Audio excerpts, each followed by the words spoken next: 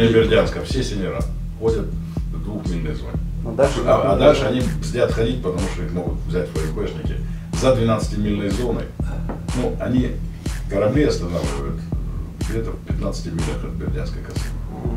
В основном там все остановки. И держат их на осмотре. Around 400 ships are gathered every day at the Kerch Strait. Russian border guards thoroughly inspect each ship, sometimes even twice. The second inspections happens when they're at sea. У крымчан как бы теперь своя аж прибрежная зона, они это считают зоной России. И с открытой границы они там всех ловят как нарушителей просто. Вот и все. Вот так они наших рыбаков ловят. Те идут, если бы у них граница была закрыта, их бы досмотрели, но не поймали. Russia has been increasing its naval forces presence in the Azov Sea. The Ukrainian Foreign Minister Pavlo Klimkin has stated that in this way the country is raising their political stakes. But is there really a blockade on Ukrainian shipments? There are two ways of looking at this, pessimistically and optimistically. They hold them for as long as they can, right by the Azov Sea, directly in the Kerch Strait. Ships can wait 3, 5, 7 days there for permission to pass through the Kerch Strait. Navigation through these waters has also been significantly limited by Russia's construction of the Kerch Bridge, which connects Russia's Taman Peninsula with annexed Crimea. Ships taller than 35 meters cannot pass the bridge. This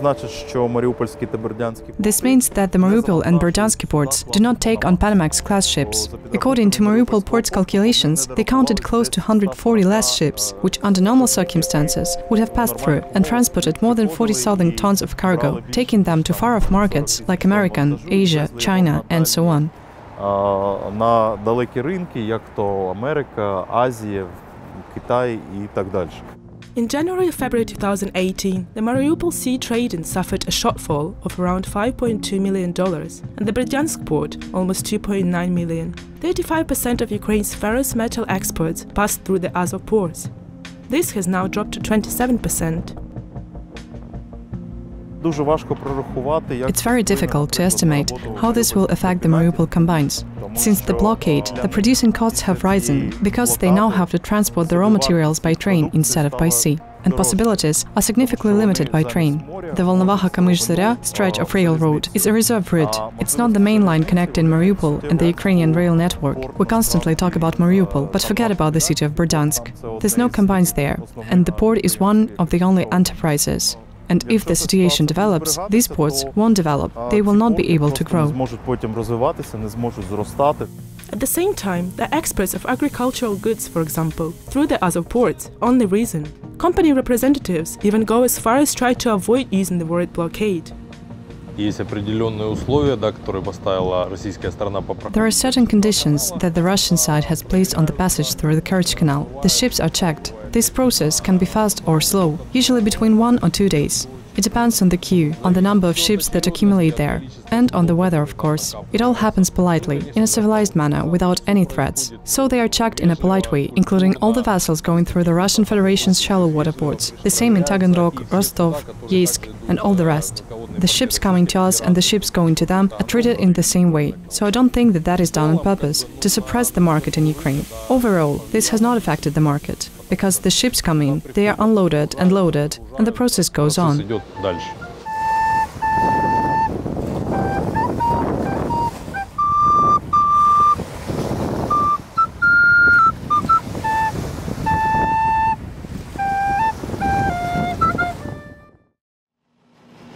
The Ukrainian border guards also say that Russians have been stopping civilian ships more frequently. At the same time, they often don't hand over the ship's inspection report to the captain. According to them, it's because they want to reduce responsibility if owners of the ships decide to sue them over the delay. The situation in the Azov Sea is still difficult. The Russian Federation has increased its presence there, increased the number of military ships and vessels. Right now, the issue of crossing the state border in Kerch Strait and in the Azov Sea as a whole remains unsolved. According to the 2003 agreement, the Azov Sea is internal waters for both states. This allows Russia's FSB border guards free movement in the Azov Sea and allows them to stop and check fishing vessels and merchant vessels. The Ukrainian border guards observe around 3 to 5 Russian military vessels per day. They say that this has increased in comparison to last year. The Russians did not resort to provocations until recently. However, on August 13th in the Hromadske area, Russian border guards carried out several dangerous maneuvers around a Ukrainian lifeboat.